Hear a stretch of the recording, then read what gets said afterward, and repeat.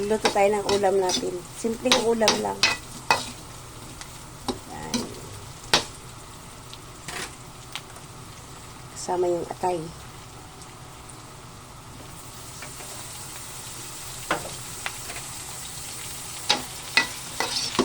Kanina na prito na yan mga kapalangga.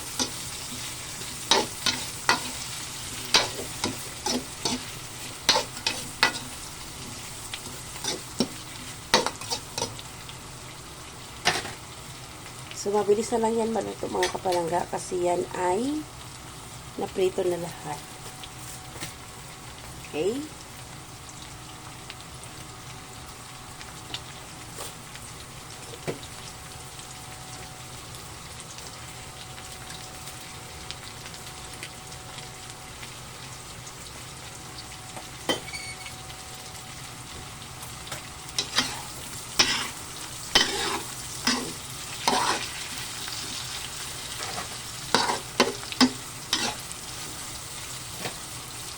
Potserong ala eh.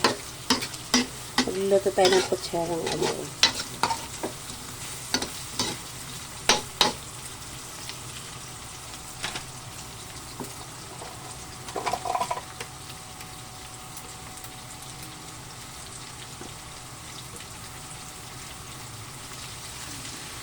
Yan, maglalagay tayo ng oyster sauce. Simpleng ano lang ito mga kapalangga ha. Simpleng kutsera. Hindi katulad yung sa Batangas. Sobrang daming ano. Sobrang daming sahog. Ayan. Paminta.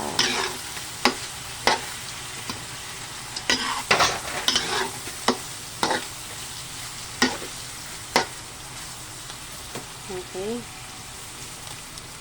Nagmamagic granules. Yung granules.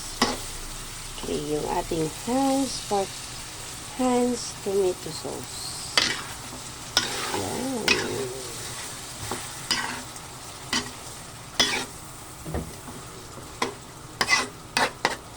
After nito, pwede na tayong kakain.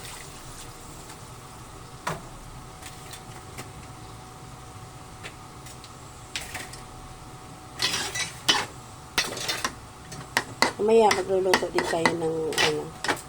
It's my bunso's birthday. Kaya ano, luluto lang tayo ng pang-ulam.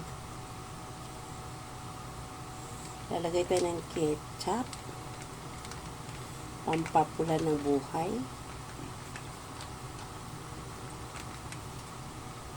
Okay.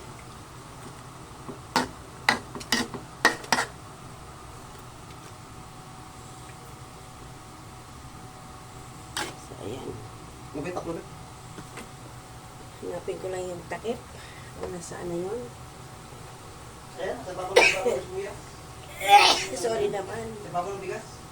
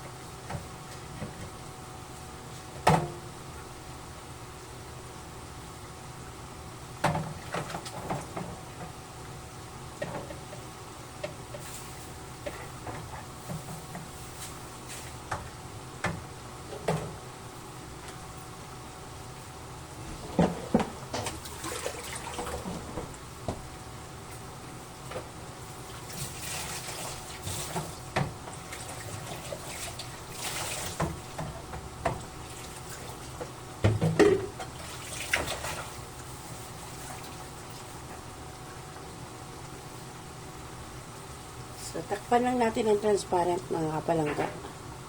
Kukuluin lang natin yung ano. Alright. Okay, check na natin. So, ayan na. Ito na siya.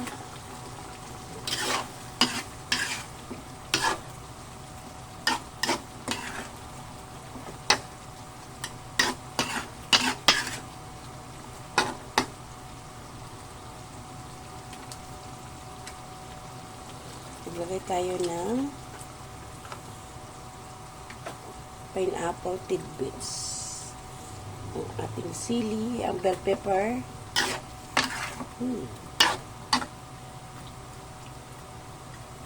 Bell pepper, then ang ating gulay na pinirito na kanina. So, luto na yan. Halo-halo na lang, mix.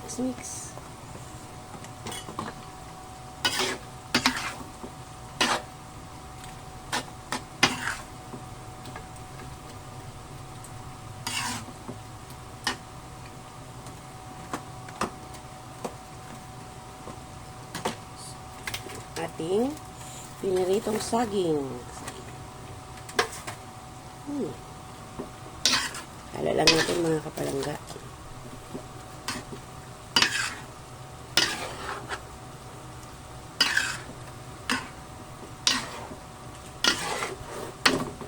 Okay, yan. Sarap. So, mix lang natin para maano ng saging, ma-absorb ng saging yung kanyang sauce niya. Medyo try. So, wala siyang dating ibang panlagay. Okay?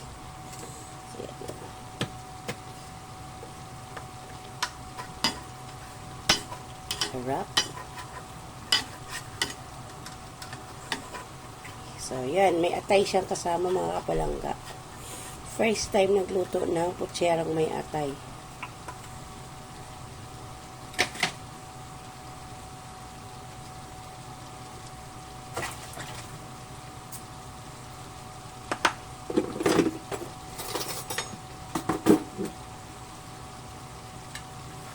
Ilalagay tayo ng rino para ano siya, lumapat ng konti. Ay.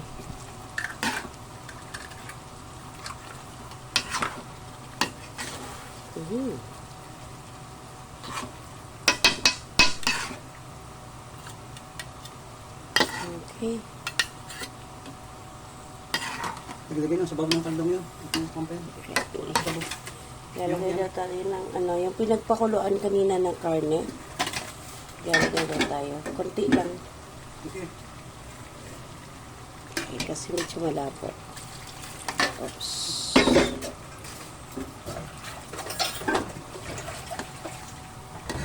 So, ayan mga kapalangga. Di na natin ito patatagalin. Kainin na natin. So, yan. Dapat na yan mga kapalangga kasi lahat na ginamit na dyan, karne lahat ay pinarito na. Mag-a-add na lang tayo ng repolyo. Hugasan mo na yan ha. Repolyo na lang. Then, let's go na.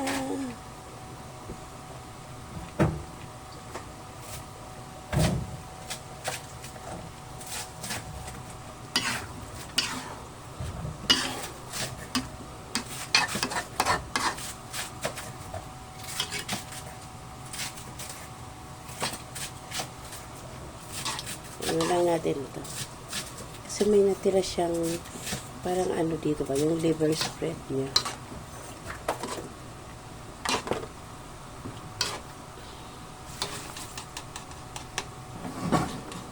Tutunawin lang natin. So, pagkatapos yan mga palangga, okay na. Ready to serve na yan.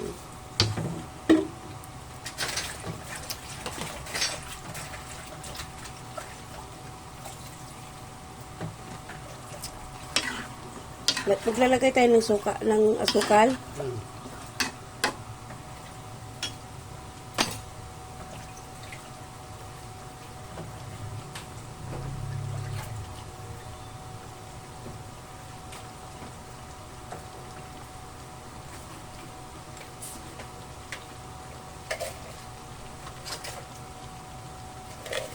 Okay. Sugar lang. Okay, done. Para maano yung asim. Medyo matamis siya na maasim. Okay, lagay na natin ang ating repolyo.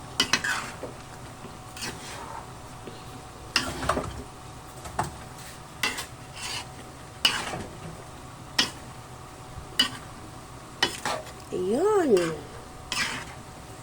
Sarap.